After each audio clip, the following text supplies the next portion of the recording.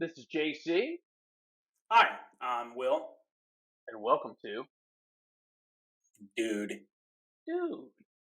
The duties. They're here. They're here to be filled.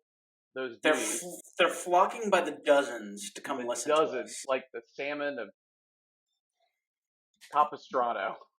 How was your weekend, William? You know, it was all right. We went to the in-laws' house. We had a great time. My father-in-law he built a zip line in the backyard. They have a huge backyard, and he built a zip line. Wait, you got to go into the script. Like, how big we talking here? Oh, I'm gonna say 100 feet. It's a pretty legit zip line. Yeah, it's pretty good. How high up is it? Not very high. I'm Okay. gonna say it starts at like maybe 12 feet and it ends at like 7 feet, maybe 6 feet. Well, I mean, who's going on that zip line? I mean, I If feel it's like just the kids, like if an adult does it, like you really have to lift your knees up to stay on it. But when the kids do it, they're really sliding down it. because I'm thinking if you start at 12 feet, I mean, your son's what, 3.5 feet tall, your oldest? Like, he could really hurt himself if he lets go. Yeah, Well, that's a risk we're willing to take. Yes. but when an adult does it at 12 feet, it's fine until you get to 10 feet. Then you put a lot of weight on it, so it goes down Okay. significantly. All right. But when All right. a kid who's 40 pounds, So it's you awesome. got, so you guys were just zipping all weekend? Was that? He was. So naturally, Dad was walking him back, pushing him down. How many times do you think he zipped? Oh gosh, I'm not even kidding. Maybe 200 the whole weekend. I mean, he did a lot. I mean, a lot of zipping. Yeah, their backyard's pretty awesome. My brother-in-law, we just took golf balls and a metal bat, and we were just throwing golf balls at each other and just hitting these balls with a metal bat. It was awesome. 64 style, whatever that game was, like just knocking them out. It's liberating to hit a golf ball with a metal bat. Oh, it's amazing. It's the best feeling. So I've had my last couple weekends have been very physically demanding as of late. So I had Conshohocken Cornsucker tryouts 2 weeks ago. To be clear, you were not sucking corn. Explain to people what the corn suckers are. Yes. So the Conshohocken Cornsuckers. I live in the town of Conshohocken. Conchi for short. Yeah. Conshohocken, and there is a baseball team that was created by a friend of mine called the Conshohocken Cornsuckers, and It's an amazing name, by the way. great name. And basically, the Cornsuckers. There's only one sanctioned event a year for the Cornsuckers, and Whoa. You only play one game a year? oh yeah, and it's just tryouts. There's no game, Will. It's just you're trying out to make the team for the year. But you play no games? Well, there's interleague scrimmages at the Cornsuckers tryouts to see if you make the team. And then you just get bragging rights the rest of the year, like I'm a corn sucker? Well, I will say everybody that's tried out has made the team. So yeah, so you show up and we show up to this elementary school, and there's all kinds of drills.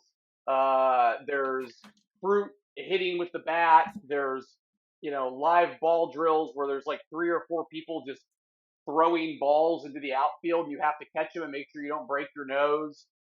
I say all this to say, like, it's like I really have a whole new respect for like baseball because like you don't normally move like that on a regular basis. So like Yeah. even if you exercise pretty regularly, like the next day is brutal. And the amount of injuries that we piled up at this stupid thing over the last 10 years, I mean, like we've had like every year at this point now, somebody like breaks something or pulls something. It's really, really bad. So people are trying the hardest. This isn't like go and skip and, swing some bat and hit some balls. Like This is the Cornsuckers, Will. I don't think you are taking this as seriously as you Right. should. I'm sorry. This is the Conshohocken Cornsuckers, and it would be an embarrassment if you did not make the team. My bad. Well, but I almost didn't make the team this year. I was very close, and I've been on the cusp for years due to my inability, both behind the plate trying to hit the ball, or I guess next to the plate, and in the field. I didn't connect with the ball once. Do they pitch? Like, are they pitching like as hard as they can? No, Will. This is very slow, underhand, about as pathetic. And you better believe I struck out at every at bat. Now it's never been that bad, so I can tell that like my hand-eye coordination, which was never good. Let's mind you, it's never been good, but it's getting worse in my old age. So I did not even make contact, not even a foul, Will. Yeah, so that's how bad my coordination. But I was so sore after that, but I did make the team. I will say that I did do a decent job fielding some very intense high pop flies. So I was impressed with that. That's great. Good for you. I'm proud of you. Good job. I think I have the arm strength of a fourth grader, though. It's pretty pathetic. I can't the ball, like I cannot get it back to home. It's like this pathetic, like like I'm like I'll throw it and like it bounces like 4 or 5 times and people have to like reluctantly like jog out to wherever the ball ends up. It's not a pretty thing. Then I did a half marathon Nice. yesterday. It was great until like I did pretty well. My body started turning on itself Mm-hmm. about mile Mm-hmm. 10. It wasn't good. I just became a giant cramp. And I was doing like I don't know. You can tell when like spectators are looking at you and they like are making faces like they feel sorry for you. The last bit I think was painful for not only me, but I think everybody else who had to watch me, Sure. you know? Yeah. Yeah. That's why they have people there encouraging, like for old men like us. Like, come on, you can do it, fella. Cuz yeah, you know what? When I was a younger man, I didn't really understand that. I was like, look at these people, who are these? But now I really do I really do need the encouragement. Like the people that you're looking at like during the race, like like this person, and then they pass you eventually, and they're doing like the like weird like fast walk thing, and you're like, oh no, I let that guy pass me with a fanny pack. Ugh. Yeah, I think you would agree with me that your late 30s, like, I still feel really strong. I still feel like I have I'm also playing in a baseball league, and there are no corn suckers. I want to put that out there. We're not corn suckers. I mean, who is a corn sucker? I mean, really, there's only Maybe the professionals, suckers. but it goes, like Major League Baseball and corn suckers. Sure. And And then then there's minor AAA. leagues. Yeah, then the minor league. Yeah, You're absolutely yeah. right. That's how it goes. Yeah. And so I'm playing in this league, and I hit a ball really hard. It goes way out in the outfield, and I'm running, and I'm still, to my surprise, pretty fast. And I run all the way around the bases, and I hit it in the park home run. And then I passed out. I, honest to God, I have the strength. I don't have the endurance anymore. Wait, you actually passed out? Well, no, but I had to sit down. I was like, You were winded. You started seeing like things started going in and out of your vision at that point. And then like you have to be a man, so you have to be like, I'm fine, but like you're actually like under your breath, like call that's 911, exactly right. call That's 911. 100% correct. Please call, like get me out of here. I need to leave. I need to leave right now. Yes, I was waiting for Jesus to take the wheel. Take me. Just take me right now. Last year when I played on the team, I played on the team a little bit last year, and I was playing second base, and I dove for a ball. And as I dove for a ball, my hamstring just went pop, and I pulled my hamstring. And it was then that I learned that when you pull a muscle, it can actually bruise. Yeah, it's My wild. back of my leg was purple. Yeah, it's wild. It is like, how is that possible? And what is the pop? Like, I want to have a medical expert explain what that pop is. Like, it's not it's not good. Like, let's all agree, not a good thing when your muscles pop. Anytime anything pops, yeah, that's not a good thing. Is there ever a time in life when something pops and Champagne, that's it. yeah, I guess you're right. And you know what's funny is when I dove, I said, "Who opened the champagne?" And I realized it's my hammy. That's no champagne, my friend. That's your pants, and they're bleeding.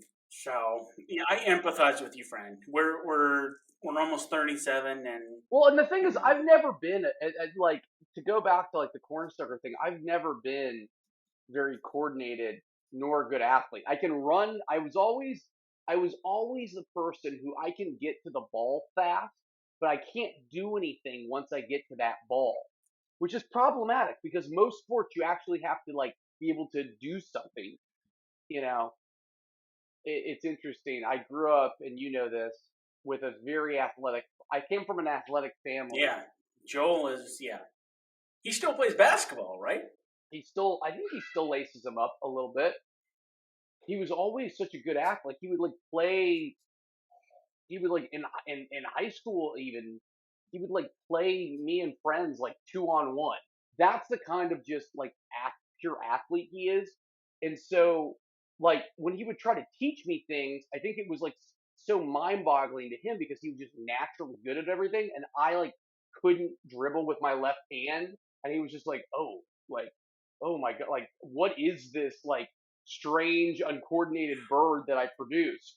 So for me, like the one time in my life where I was able to like one up him for whatever reason, like I'm a decent skier.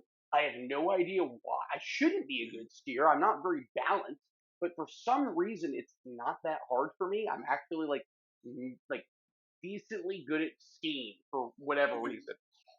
And my father is honest to God one of the worst skiers I've ever seen in my life. That's surprising. He did lessons with my mom, and it was like we went on like a family trip with some friends, and so like he had never gone, so he did like you do like basically the half day of lessons or the whole day of lessons or whatever, while like me and everybody else hit the slopes. So like I remember skiing up to like see the family, and I see my mom like.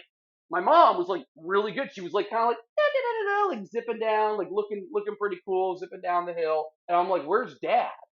And she just like she kind of like made this like face, and she just pointed to like what looked to be like this like crumpled up man, like like halfway up the mountain. No joke, like it. And then I waited because I was like, oh, he'll be down in a few minutes. It was like it took him like 15 minutes to like I think he did like that slow, embarrassing walk with like one ski like down the mountain.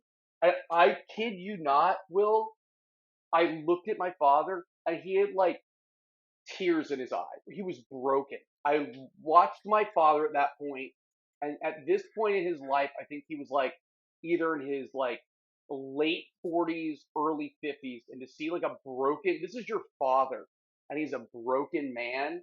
And I have to tell you, Will, there was almost no more pure joy that I experienced as his child than at that point. I was just filled because this man has thoroughly kicked my ass in everything for my entire life. And so for once, I was like, yes! Did he keep trying? Did he keep trying, or did he just No, like give no, up? he quit. He quit. He Poor literally Joel. quit. Yeah. Suck it, Joel. My youngest son loves your dad, by the way. My youngest son, my 1.5-year-old, every time he sees your dad, he like wants your dad to hold him. What's not to love? He's a lovable Greek man. Sweetheart of a man. Yeah, just a man who can't ski. Can't ski. He just doesn't have it in him. Mm. I remind him of that all the time. This is Achilles' heel. Wait, what? Is that how you say it? Achilles' heel? No! Wait. Achilles? Achilles. Oh my god. You just well, at first I thought you were having like a stroke or something. You were like Iglees. Igle. Wait, how do you say Achilles heel? Achilles, not not Iglees. Iglees heel. Iglees sounds like some like children's It character. sounds like a delicious treat. It's definitely a frozen treat. So yeah, that's your dad's. Achilles heel. Yeah. Also, when you said it, the one thing I will say before ending this is like you paused for a minute and like I could tell even when you were saying it, you made eye contact and it was like this man has no idea like what he is saying as it's coming. Like he's hoping that I'm just gonna like acknowledge it and be like, "You're right, that was the correct word," and like not let it go by. But no, What is a word that you like? Ever all of us have one of those words. Like the other day, I tried to say I tried to say quintessential, and every time I say it, I always say quiz essential, like it's an essential quiz, like it's going to be on the if test. you don't pass that quiz, it's not good. It's essential. One of the problems is like Carol Ann, she is a not only is she certified in history, but she's also an ELA certified, so English language. Um, and she is like it's like I live with the grammar police, so like Um, I'm on probation all the time, baby, because like I don't use anybody who is part of the grammar police and they listen to this podcast half the time has to like be like running themselves off the road because I'm sure we use words incorrectly on a regular basis. But like I'll just the problem is I'll use a word trying to be like smart like in my yeah, vernacular and it's not the correct usage of that word and she's like yeah that word's not what you think that like I say the word pragmatic all the time, and I'm like 85%, 75% certain what that word means. I don't think I could tell you what that word means. But I say it like I know what it means. It's a good. That's a great word to have in your arsenal. That's a very smart. That's a smart word. Like, is there an example? Can you like Yeah, throw an yeah. example? Okay. Okay, so listen, he's a great boss. He's smart. He's very pragmatic, but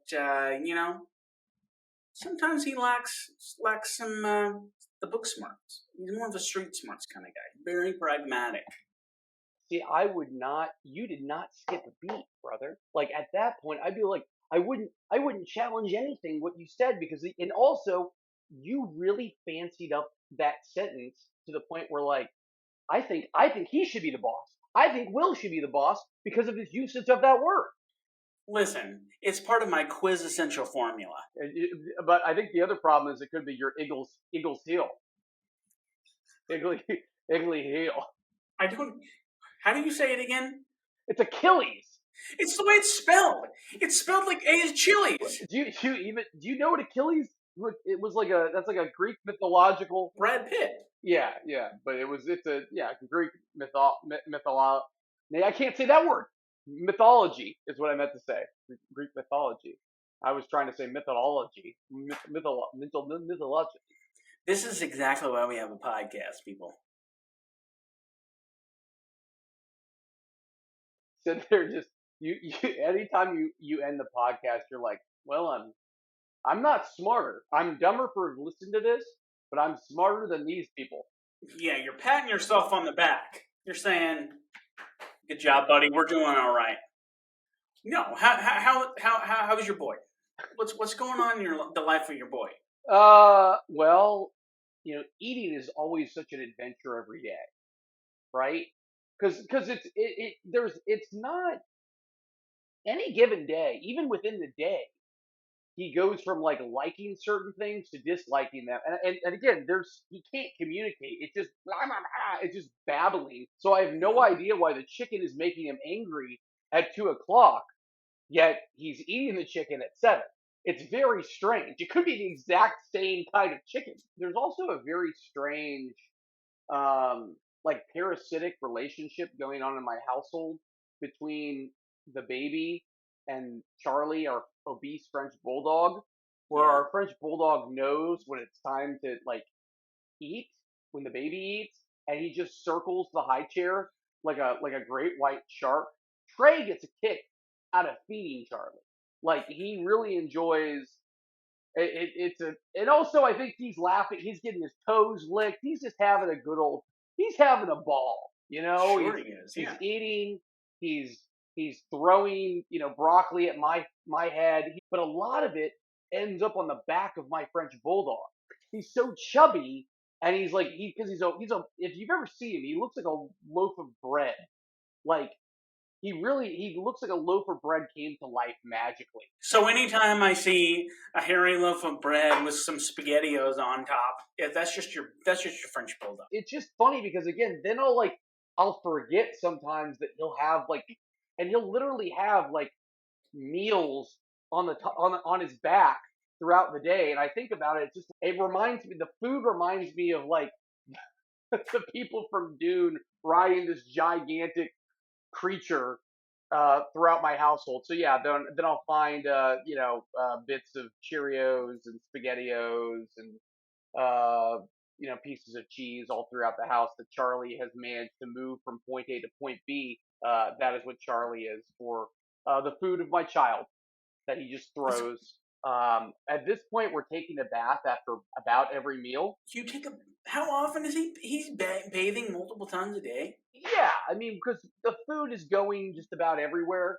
I don't know. He doesn't really like to get wiped down. He gets really upset when we wipe. So we just end up in the bath. Like it's quick. These are quick baths. So I mean, they're not like we're not doing a full fledged washing of the hair.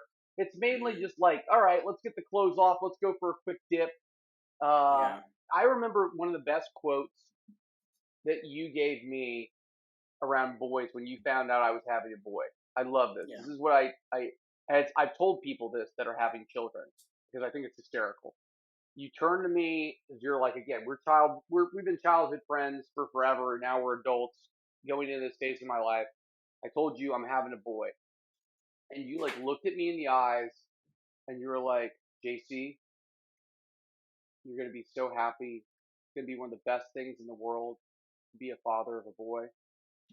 He is going to destroy everything that you love. Everything Yeah. he is going to destroy. Yes. That was the message. There was no like, but it's going to be okay or any other comforting thing that came next. It was literally just like, be prepared for the destruction that will come To from be this child. clear, I'm talking about physical things. Nate Bargatze, the great comedian, once described having boys as letting bobcats loose in your house. That's the best example I can get. I have spackled so many holes in walls and shelves that have been broken off the walls, and I can't tell you how many things I've had to fix because of my boys. And it's the best thing ever. Having boys is so much fun, but you just gotta be prepared to let go of your. It's great that you have your garage. It's almost like the sacred space, like what you're in right now. It's like your. Forgive me for saying this, man cave. Yeah, well, ideally it will be difficult for him to destroy what's in here, but I'm sure he's capable. When he's old enough to open doors, yes, that's a dilemma you'll have to figure out. I have to lock this. My boys love shovels. You should see my backyard. It looks like we have 10 Doberman pinchers in our backyard. Wait, they love shovels? Shovels, yes. They love to dig. They love to play in dirt and dig, and it's a madhouse in my backyard. They just randomly like. They're boys. They have no plan for anything. It's not like girls. They're combing hair to get all the knots out and coloring within the lines. Like my oldest son once came into the room, butt naked, laughing, and we said, "What's so funny, buddy?" And he turned around and he had a chapstick wedged between his butt cheeks, cigarette style, not like hot dog style, cigarette style. And he was like shaking his butt around, and then he just left. And that's when we decided we need to throw away all of our chapsticks. Not even going to risk it. That's what having boys is. One story I always think about sums up parenting. It sums up what it means to be a dad of a boy. This was maybe like a year and a half ago. I took my son to the grocery store, and we had just gotten back from the park, and he was having a great time at the park, and all of a sudden he started getting a little quiet and just kind of not being his normal, like, running around self, right? Sure. Sure. And I asked him, like, "Are you okay?" He said, "Yeah, I'm okay." And I said, "Are you thirsty?" And he said, "Yeah." And I said, "Well, let's go to this grocery store down the street and get you a water, because I forgot to bring a water." And so we go to the grocery store, and he's kind of even more quiet. I said, "Are you sure you're okay?" He's like, "Yes, yes, I'm fine." And I put him in the shopping cart. We get in there, we go down the aisle, and he's just looking miserable. And I said, "Are you okay?" He looks at me and vomits all over my chest, all over my pants, all over the aisle. Like projectile, just like It's the first time in my life I've really seen projectile vomit. It's one of those moments where I just sat there for like 2 seconds, closed my eyes, and just was like, "Okay, Will, this is a situation. You're gonna have to deal with it." but there is a sense of like you're like helpless. Like there's nothing Yes. you can't do anything. Like it's there's nothing you can do. No, here's what it was, is like, I now have to handle this situation that's super uncomfortable. Yeah. That's how I felt. Yeah. And he could tell I was just like not looking forward to having to deal with this. And puke everywhere. I wasn't mad at him, but I was just like, "Oh, really?" And he started saying, "It's okay, Dada. Dada, it's okay." Almost like it wasn't your fault, Dad. He kept saying, "It's okay, Dada. It's okay." And it's the one time in my life where I've felt so much empathy for a human and been so irritated with a human. And that's what it's like to have a boy. It's just simultaneously like, I love this little stinker, and also you just irritate the bejesus out of me. Did the magical sawdust person appear? So a lady came over, and I said, with a mop, and I said, I'll clean this. She said, "Don't worry about it. I'll clean it." And I'm covered in puke as I say this. I just said, "Okay, thank you." I take my son out of the puke covered cart, hold him, and just back to the car. Just left with pure shame. Did you leave your cart? So you left your cart. I offered to clean it, and she said, "No, no, that's fine." And I took that offer. How much time between that incident happening and you going back to that grocery store? Because I would have had like a good like three months. You come back in with a fake mustache. You're like, "Weren't you just in here with that boy that vomited?" "No, no, no, no. I'm new in town." Your child has a mustache too. He's never vomited a day in his life. He doesn't even know what vomit is. "Hey man, you been in this grocery store?" He's got chapstick. "No, don't give him the chapstick." Don't give him the chapstick. God knows where that's been. Oh, that is brutal. Oh my god. Today, my wife just took the 5-year-old to Trader Joe's, and they have these little shopping carts, and he loves to use those. Yeah. And they didn't have them, and then he wasn't able to get the ice cream cones that he wanted. She said he just screamed in the store, "This is the worst day of my life! This is the worst day of my life!" What if that is the worst day of his life? That's a pretty good life. From now to the end of his he makes it to like the grand old age of 95, and that literally is the worst. If that's the case, man, He had a good life. he had the best. As an adult, what are some moments that you have sat back and gone like, "Why am I in this moment right now? I need to be out of this moment." I feel like as a professional in general, you just have a lot of soul destroying moments on a regular basis as an adult. I was in a meeting one time, and like it was for the like it was a meeting. It was myself and two other individuals from my company, and then there was a consultant that was independent. Like they were also coming in to help with a different project with a company. This was one of the most uncomfortable meetings I'd ever been at. Like they had all this food like set out, but like we didn't have time to enjoy the food, which kind of sucks. But I'm bringing this up for a reason. We sit in the meeting, we present first. This consultant who was like overall like like we're a small component of like this big financial transformation project. And he like starts talking through his slides and stuff.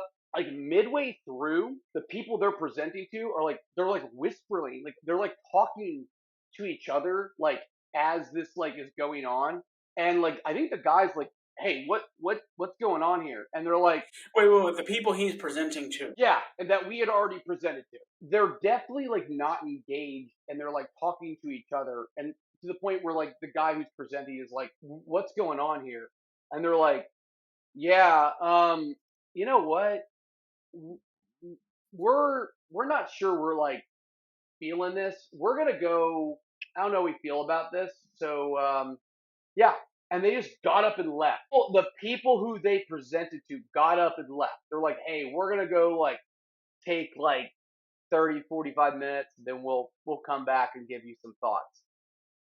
And so then we're sitting there like, well, like we saw that food. Do we go eat? We're being myself and my two coworkers are like, well, do we go get food? Like because like we have time now. Like what? I don't. We don't know if they're gonna come back, but like we can't just leave. And then the one guy who was presenting, he got really mad and he's like, I'm out of here. I'm out of here. So he's like, I'm done. F these people. I'm done. So he like storms out. And so like literally we just sit there, me and my coworkers, we're now in this empty conference room and we're like, all right, and we just go and get food and just eat the food that we had seen people eating earlier.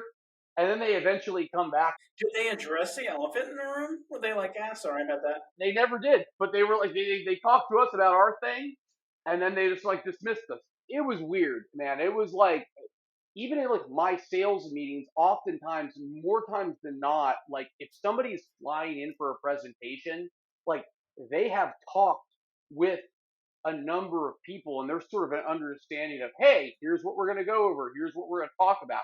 And so that's why it was so shocking that the individuals he was presenting to were like, hey, we're no longer interested in having this conversation. You wasted your time. It was shocking.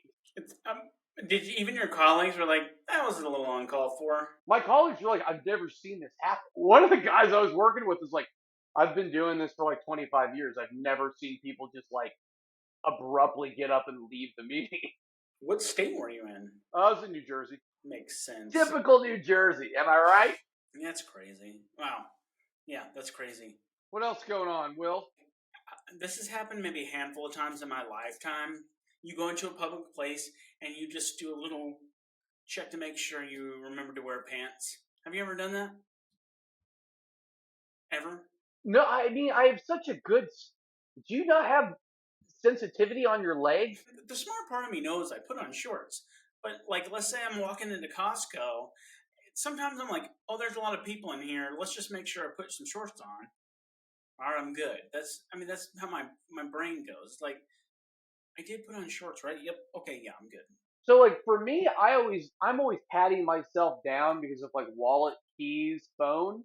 I'm always Yeah. nervous that I've lost Yeah. those things. But you're just worried that are you patting yourself down to make sure you're wearing pants? It's kind of an OCD thing. It's kind of like, you know how like some people, me being one of them, when you leave your car, you click the lock button like 10 times just to make sure you locked your car. It's the same thing. Like I go into a public place and it's just like, let's just make sure I'm wearing pants. Okay, yep, I'm good. Have you had any close calls where like you in fact were not wearing pants? No, but let me tell you. Where is it? Where is this going? So one time I'm at the batting cages. I'm there. I'm hitting. I'm wearing shorts, and I'm hitting. And all of a sudden, I just feel this sensation that doesn't feel quite normal. And I look down, and the old, Don Johnson is sticking out of my zipper, and I realize I forgot to button. So I'm wearing athletic shorts, but it's the ones that have the buttons. Wait. Hold on. No. I'm really confused now though. How did it escape the athletic shorts? Did it go under? I'm hitting a baseball, and this is 75-mile-an-hour pitches, so I'm putting some pretty good contact on it. The fly is open, so as I swing to hit the ball, I think he just kind of snaked his way out of this zipper. I wasn't wearing underwear. I usually when I wear basketball shorts, that's all I'm wearing. You know what I mean? But your basketball shorts have a fly on them? These did. These were like those weird type of shorts that had like a little button, not a zipper fly, but like a button fly. I am so confused at these shorts. Like, I can't believe who engineered these. I feel like these shorts should have been made. I feel like athletic shorts were purposely made so that this couldn't happen, so that he couldn't show up at an inopportune time. You know what I compare it to? It's like pajama pants. You know how pajama pants have that? Like almost all pajama pants have. Yeah. It was like that, and I just wasn't wearing. And luckily, I don't think anybody saw. That would have been incredible to like walk up upon that to like, and you're just like really like like yelling. God, what technique is this? This is the Barry Bonds technique. But there's nothing quite like looking down and noticing, oh, that's not supposed to be like that. Man, that's a great story, Will. I can't believe I never knew your Weenie Jim story. Your Weenie Jim shorts. Oh my god, that's crazy. Hey, do you want me to read the sponsor? Okay, yes. So, as you all know, we've been doing fake ads written by AI.